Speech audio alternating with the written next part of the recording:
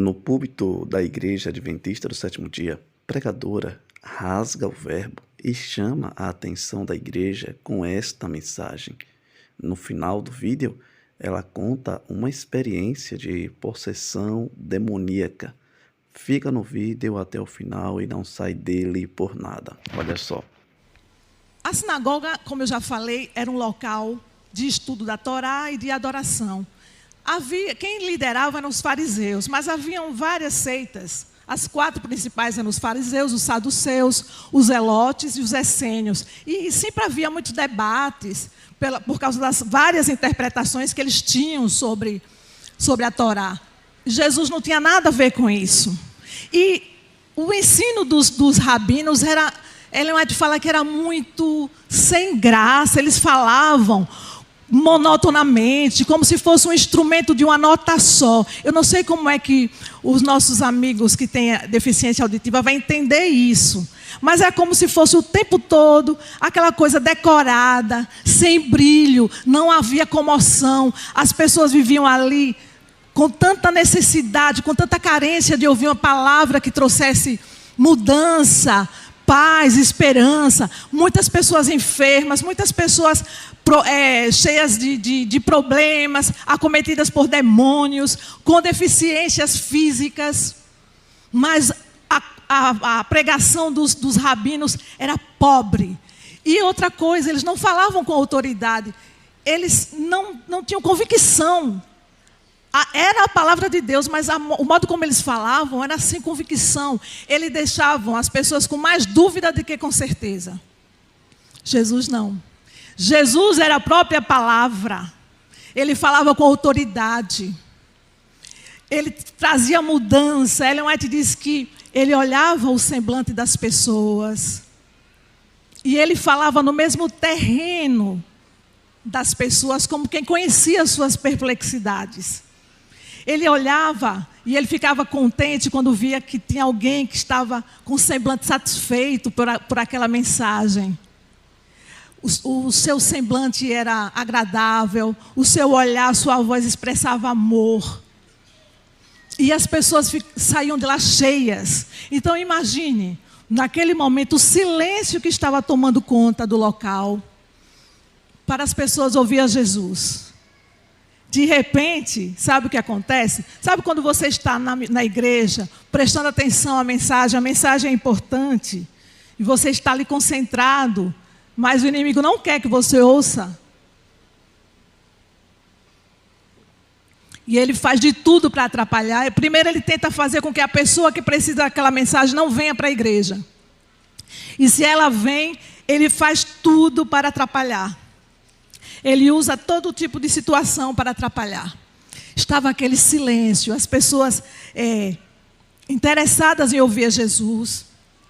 Ellen White ainda diz que quando Jesus analisava o semblante e via um rosto conhecido que tinha vindo no dia anterior ouvi-lo, ele ficava muito feliz, mas ele ficava muito triste, magoado, quando ele percebia um semblante de desaprovação, de crítica contra ele. Mas naquele momento estavam todos em silêncio ouvindo Jesus.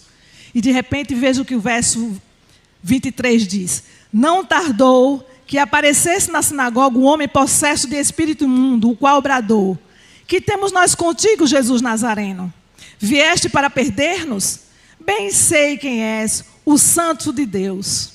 Aí Satanás usa uma pessoa, este rapaz, ouvindo falar de Jesus, ele tinha esperança de ser libertado. Inclusive, Ellen White diz que ele nunca planejou chegar àquele ponto. Ele foi aos poucos descendo na sua vida espiritual, se envolvendo em coisas que foi levando ele para cada vez mais longe de Deus. Na intemperança, nas orgias, nos prazeres. Ele não imaginava que poderia um dia se tornar um terror para a sua cidade, ou uma vergonha para a sua família. Mas algo dizia que ele poderia ser liberto. E naquele momento que ele estava ali, o tema do sermão, vamos dizer assim, do ensinamento de Jesus, era sobre o que ele veio fazer para libertar os oprimidos de Satanás. O tema era o Messias, era a sua missão.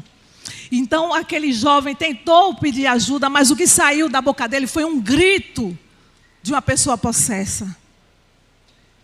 Sabe, irmãos, às vezes, hoje a gente não vê muito, né? Porque tem pessoas que acreditam, acham que ser possesso é estar se debatendo no chão. É estar totalmente dominada a sua mente e espumando ou falando coisas terríveis. Mas existem vários tipos de possessões. O mesmo espírito que tentou Jesus no deserto, o mesmo espírito que estava dominando aquele rapaz ali em Cafarnaum, era o mesmo espírito que dominava os fariseus, os rabinos, os judeus que rejeitavam a Jesus. Só que tem uma diferença muito maior.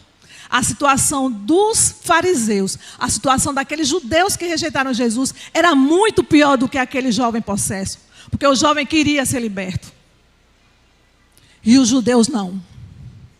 Muitas vezes nós estamos nessa situação. Nos afastamos da comunhão com Deus, nos afastamos de Jesus, vivemos uma religião de aparência, somos cristãos carnais e não espirituais. Sabe a diferença do cristão carnal para o espiritual? Aliás, existem 3 tipos de pessoas. O homem natural, que é aquele que não tem nada a ver com Deus, com religião, que só quer viver a vida dele mesmo aí, curtir o que o seu corpo pede, é o homem natural.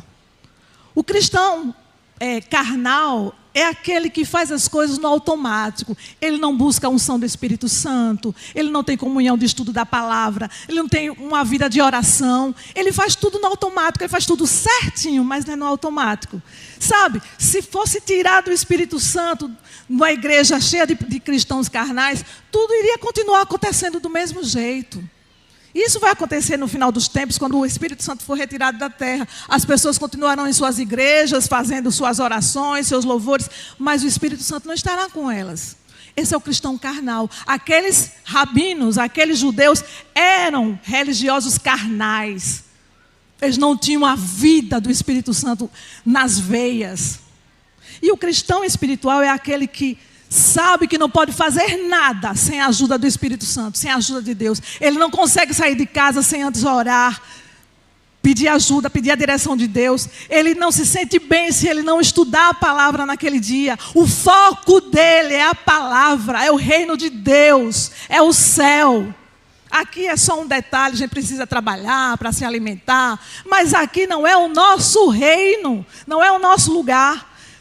Ser cristão espiritual é você chegar na igreja e você orar, entrar aqui, sentar e orar por tudo que vai acontecer aqui. Orar para que a palavra seja absorvida por você. E aqueles homens judeus que abandonaram, que afastaram-se de Jesus, que expulsaram Jesus, que rejeitaram Jesus, eram piores, estavam em pior situação do que aquele jovem. Mas sabe, Jesus é a palavra.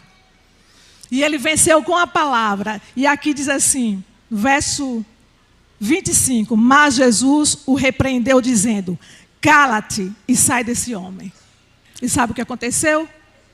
Só com a palavra, veja o que aconteceu. Então o espírito imundo, agitando-o violentamente e bradando em alta voz, saiu dele.